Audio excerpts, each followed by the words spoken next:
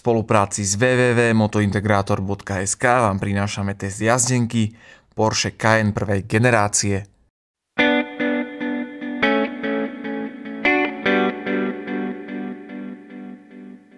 Milované aj nenávidené, také je Porsche Cayenne. Športové SUV bolo a je trňom v oku mnohých fanúšikov Porsche. Ale aké je ako jazdenka? Poďme sa na to pozrieť.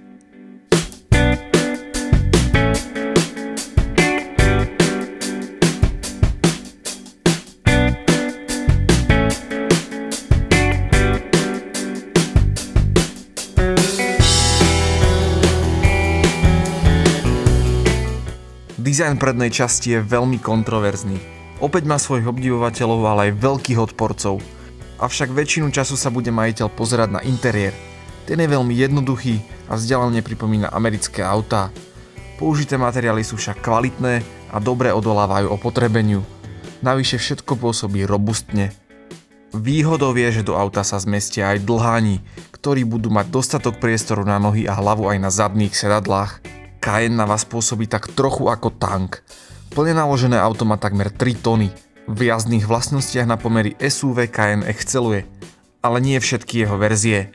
Autá so vzduchovým podvozkom jazdia v zákrutách výborne. Drahé SUV sa dokonca nestratí ani v teréne, najmä s príplatkovým offroad balíkom, ktorý pridával ochranu podvozku a uzávierku diferenciálu. Kto by však liezol s Cayennom do ťažkého terénu? Dominantnou stránkou SUV je cesta. To rozhodne nepatrí medzi mäkké autá, no nie je ani nepríjemne tvrdé. Nájazdové rýchlosti do zákrut sú síce dýchberúce, ale pri ťažko odhadnutelnom limite pneumatik prichádza nedotáčavosť. A riadenie totiž nie je ani zďaleka tak komunikatívne, než sme zvyknutí od iných typov Porsche. Prekvapivo Porsche ponúkalo aj 6-stupňovú manuálnu prevodovku. Z logických príčin má absolútna väčšina aut 6-stupňový automat Tiptronic S. Na pokojnú jazdu postačuje, no v porovnaní s modernými automatmi reaguje pomaly. Neohúri ani manuálny mód. Radenie na volante pomocou motýlikov je neprirodzené, na oboch stranách totiž radíte hore aj dole. Cayenne má štandardne pohon všetkých 4 kolies, pričom preferuje zadné kolesá. Za príplatok ste mohli mať aj uzávierku medzinápravového diferenciálu. Pod kapotou Cayenne boli 6 valce, 8 valce a dokonca aj vznetový agregát. Základom bol 3,2 litrový 6-valec od Volkswagenu.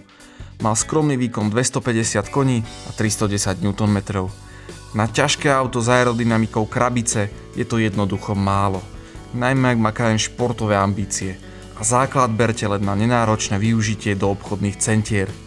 Pri facelifte v roku 2007 prišiel väčší 6-valec s objemom 3,6 litra. Výkon dosahoval už 290 koní a 385 Nm.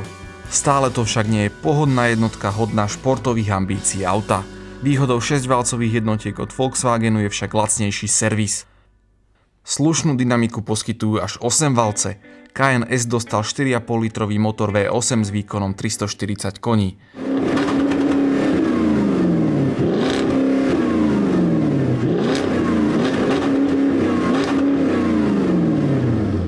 Po modernizácii prišiel väčší 4,8 litrový agregát s priamym vstrekovaním paliva.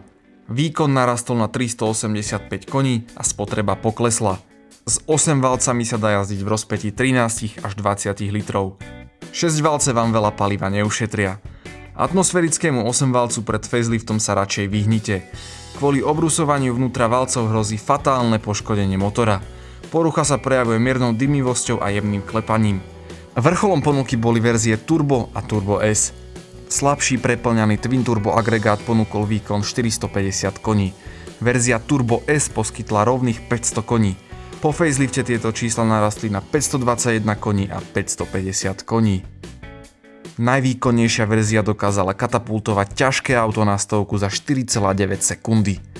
Verzie Turbo sú však citlivé na zaobchádzanie a údržbu. Ak kupujete auto po prvom starostlivom majiteľovi s preukázateľnou servisnou históriou, tak sa nie je asi čoho báť. Porsche a diesel? Pod kapotu sa dostal aj turbodiesel. Mal 6 valcov a 3-litrový objem. Výkon bol 240 koní a 550 Nm. Z pohľadu dynamiky toho veľa neposkytol, ale spotreba sa dala udržať okolo 10 litrov. Majitelia by sa mali však vyhýbať krátkym presunom, inak trpí DPF filter ale aj rozvodová reťaz, ktorá sa časom vyťahá. Jednotka je relatívne spoľahlivá, ale časom príde na výmenu turba, strekovačov a EGR ventilu. Všeobecné pravidlo hovorí o výmene oleja v automate po 60 000 kilometroch. V prípade namáhaných aut, pri ktorých sa očakáva náročnejšie využitie, je však interval vhodné skrátiť. Výmena pritom nie je drahšia ako pri ostatných mainstreamových značkách.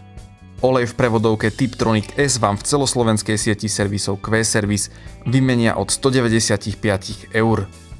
Automobilka Porsche je známa veľmi slušnou spoľahlivosťou. Je tomu tak aj v prípade Cayenne?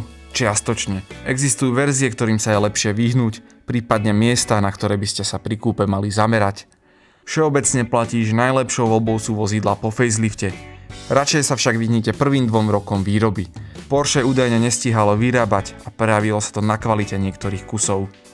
Podvozok Cayenne je veľmi odolný, odolnejší ako v prípade Touaregu alebo Q7. Dôkladne skontrolovať sa však oplatí vzduchový podvozok. Ten je síce spoľahlivý, ale nevydrží večne. Nákup Porsche Cayenne nedáva zo žiadneho racionálneho hľadiska zmysel. Športové SUV je jednoducho nezmyslom, no život nie je len o racionálnych veciach. Pokiaľ sa vám Cayenne páči a máte na jeho prevádzku dostatok financií, tak si ho jednoducho kúpte. Počítajte však s tým, že pneumatiky a brzdy tu budete meniť o niečo častejšie než pri ostatných vozidlách. Pri Cayenne, ako pri žiadnom inom vozidle platí, že chcete auto s kompletnou servisnou históriou. Osobne by som hľadal kus po prvom majiteľovi, pretože ten, kto mal na nový Cayenne, mal veľmi pravdepodobne aj na jeho drahú údržbu. Najlepším motorom je 4,8 litrový V8 vo verzii Cayenne S po facelifte. Rozhodne sa nemusíte bať ani prerábok na LPG verzie. Modely turbo si však z LPG veľmi nerozumeli.